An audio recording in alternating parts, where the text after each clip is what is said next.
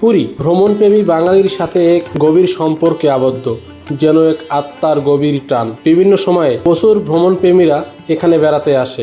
পুরীর সমুদ্র সৈকত আকর্ষণীয় হলেও অধিকাংশ লোকই তার সাথে চেষ্টা করে জগন্নাথ দেবের দর্শন করার। তবে পুরীর সবচেয়ে বেশি টুরিস্টের আগমন ঘটে জগন্নাথ দেবের রথযাত্রার উপলক্ষে। এবছর অর্থাৎ 2024-এ রথযাত্রা অনুষ্ঠিত হচ্ছে 7ই জুলাই 2024। আর রথযাত্রার এই পূর্ব প্রস্তুতি নিয়ে আজকের এই নিবেদন।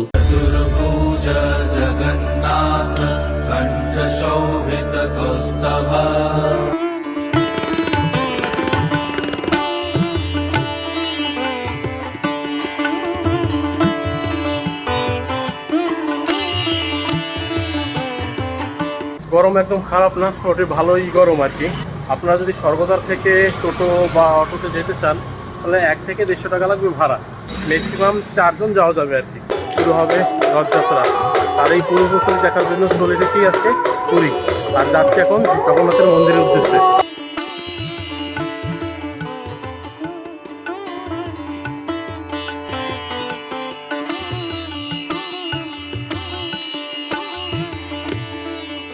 গরম কিন্তু কম না, মোটামুটি আমি পুরো ঘেমে যাচ্ছি, ভালো গরম। এখন টাইম 9:30, তাতে গরমের এই অবস্থা।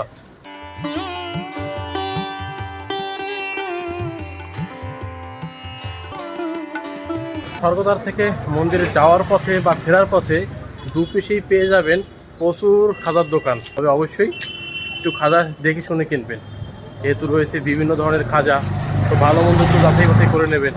তবে আমি বলবো এখানে যে আছে আপনার গাঙ্গুরাম কিংবা কাকাতুয়া, এদের খাজা খুবই ভালো।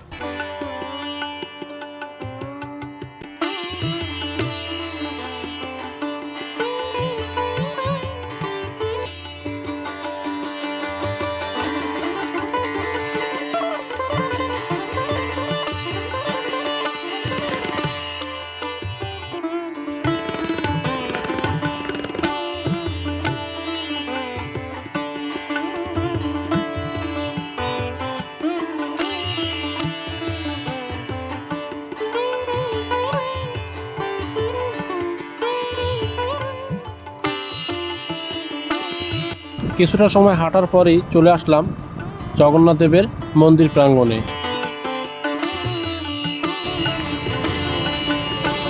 প্রচুর ভক্তের সমাগম।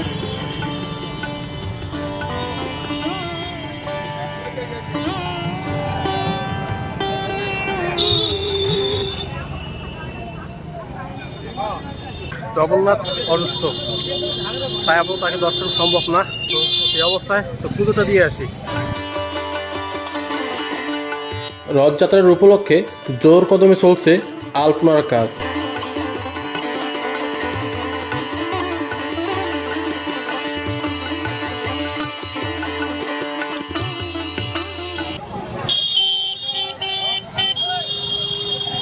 তবে আর যাই হোক, এখানে মারাত্মক লেভেলের গরম। পুকুরে আসলাম, পুরো আবার ঘামে স্নান করে ফেলছি আর কি। তো যাই হোক, জগন্নাথের কৃপা থাকলে সবই সম্ভব, এই গরম কিছুই না। এখন পান্ডা আসবে আর কি, সেই জন্য এখানে অপেক্ষা করছি। তার সাথে ভিতরে গিয়ে পুজো দিয়ে তারপর আসবো। জয় জগন্নাথ, পুজো দিয়ে আসলাম। ভিতরে তো কোনো অ্যালাউ নেই, আপনারা সকলেই জানেন। তো জগন্নাথের দর্শন হলো না, তো পুজো দিয়ে আসলাম। পরবর্তীতে এসে আবার তাকে দর্শন করার চেষ্টা করবো। স্নানযাত্রা থেকে শুরু করে রথযাত্রা শুরু মুহূর্তে সে স্নানযাত্রার কারণে জ্বর থাকে আর কি জগন্নাথের, সেই কারণে তাকে আপাতত দর্শন করা সম্ভব হচ্ছে না। এখন রথের পূর্ব প্রস্তুতিটা দেখে আসি, চলুন।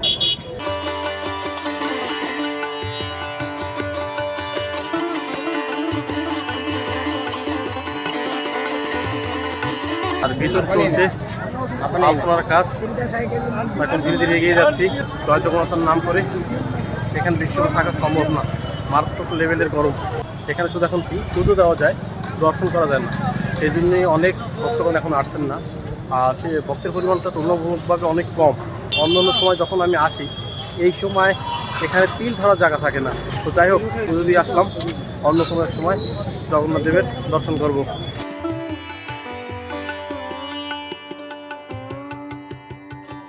এর সাথে বলে রাখি, চিরাচরিত রীতি মেনে বিশেষ ধরনের কাঠ দিয়ে তৈরি হয় 3টি রথ। জগন্নাথ দেবের রথের নাম নন্দী ঘোষ, বলভদ্রের রথের নাম তালধ্বজ, সুভদ্রার রথের নাম দর্পদলন।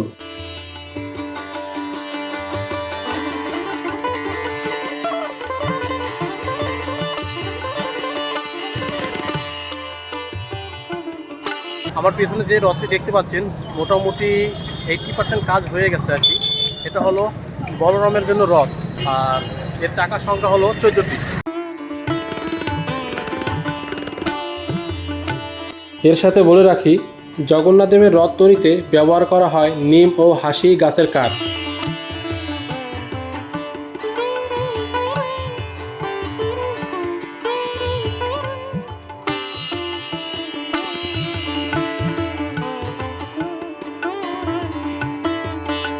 এরপর যাচ্ছি আমরা সুভদ্রার রথের দিকে। এত পরিমাণ গরম, পুরো ঘেমে যাচ্ছি। এটা হলো সুভদ্রার রথ। রথের দড়ি জীবনে টানতে পারবো কিনা জানি না, তবে রথ ছুঁয়ে দেখলাম, এতেই পরম শান্তি। আর এই আমার পিছনে দেখতে পাচ্ছেন, এটা হলো সুভদ্রার রথ। এর চাকার সংখ্যা হলো 12টি।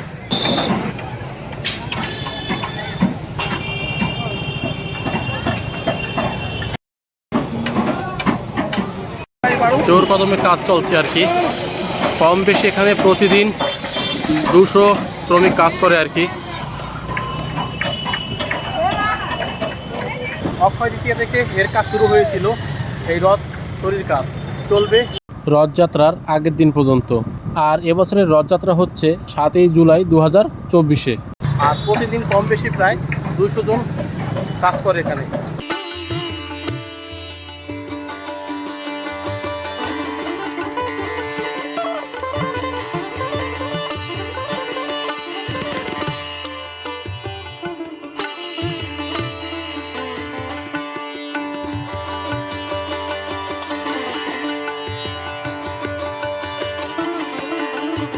এরপর যাচ্ছি জগন্নাথ দেবের রথ দেখতে।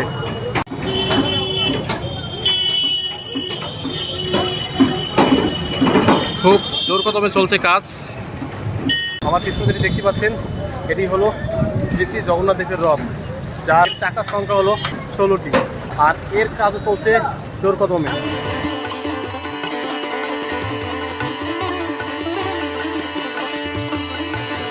আরও একটি বিষয় বলে রাখি, রথযাত্রায় ভগবান জগন্নাথ, বলভদ্র এবং বোন সুভদ্রার জন্য প্রত্যেকের জন্যই আলাদা আলাদা রথ তৈরি করা হয়। এই রথ তৈরি করতে প্রায় 884টি গাছের 12 ফুটের কাণ্ড ব্যবহার করা হয়। এগুলো থেকে রথের স্তম্ভগুলো তৈরি করা হয়।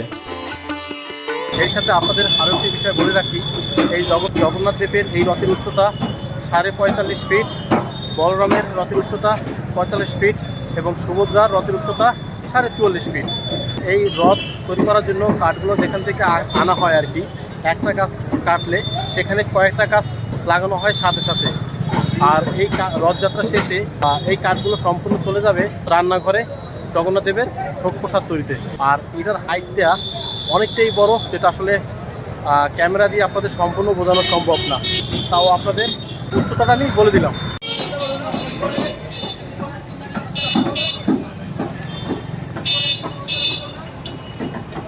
রথের দিন হয়তো আসা হবে না, কিন্তু তার আগেই জগন্নাথের রথের স্পর্শটা করে নিলাম। জয় জগন্নাথ।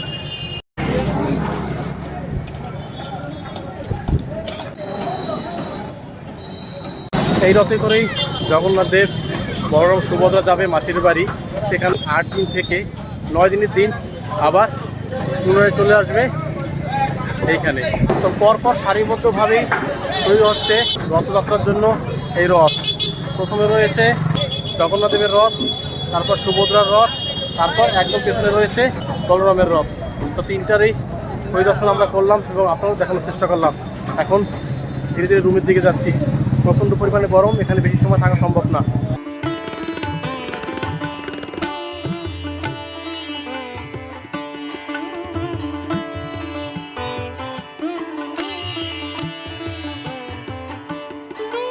ওই যে এটা হলো বলরামের রথ, আর এটা হলো সুভদ্রার রথ, আর এটা হলো শ্রী শ্রী জগন্নাথ দেবের রথ। এই তিনটে রথই পাশাপাশি হচ্ছে।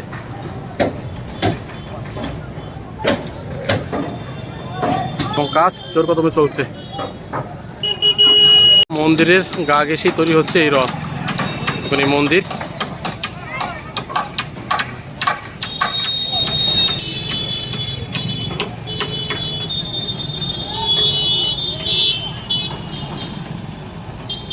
রথ জগন্নাথের পুজো দেওয়া রথ দেখা পুজো শেষ করলাম। এখন যাচ্ছি রুমের দিকে। আর যাওয়ার পথে ভাবছি কিছু খাজা কিনে নিয়ে যাব, পুরীর খাজা।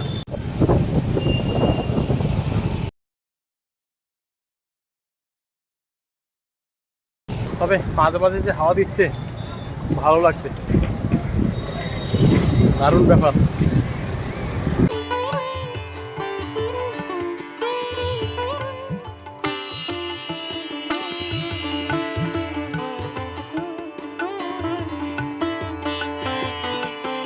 আমি এখন আসল সিংহ সুইটস থেকে খাজা নেব।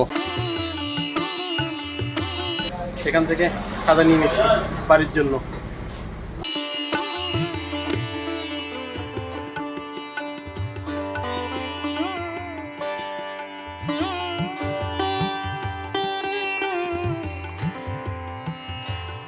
খাজা নিয়ে নিলাম বাড়ির জন্য। দেখি